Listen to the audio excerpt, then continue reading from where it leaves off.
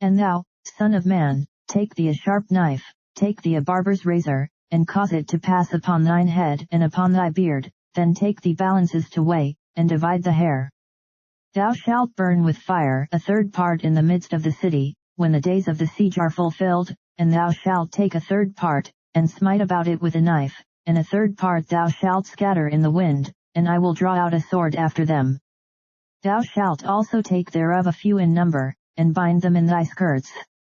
Then take of them again, and cast them into the midst of the fire, and burn them in the fire, for thereof shall a fire come forth into all the house of Israel.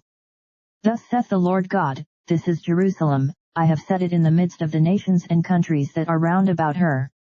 And she hath changed my judgments into wickedness more than the nations, and my statutes more than the countries that are round about her, for they have refused my judgments and my statutes, they have not walked in them. Therefore thus saith the Lord God, because ye multiplied more than the nations that are round about you, and have not walked in my statutes, neither have kept my judgments, neither have done according to the judgments of the nations that are round about you, therefore thus saith the Lord God, behold, I, even I, am against thee, and will execute judgments in the midst of thee in the sight of the nations.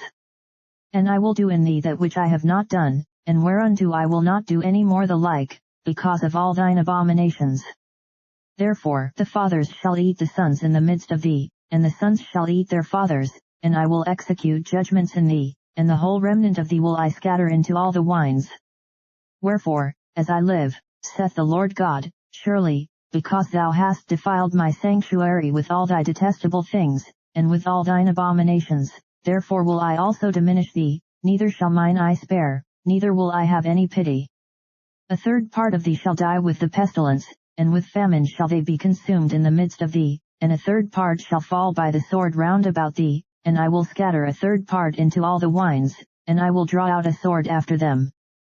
Thus shall mine anger be accomplished, and I will cause my fury to rest upon them, and I will be comforted, and they shall know that I the Lord have spoken it in my zeal, when I have accomplished my fury in them. Moreover I will make thee waste, and a reproach among the nations that are round about thee, in the sight of all that pass by. So it shall be a reproach and a taunt, an instruction and an astonishment unto the nations that are round about thee, when I shall execute judgments in thee in anger and in fury and in furious rebukes. I the Lord have spoken it. When I shall send upon them the evil arrows of famine, which shall be for their destruction, and which I will send to destroy you, and I will increase the famine upon you, and will break your staff of bread, so will I send upon you famine and evil beasts, and they shall bereave thee, and pestilence and blood shall pass through thee, and I will bring the sword upon thee. I the Lord have spoken it.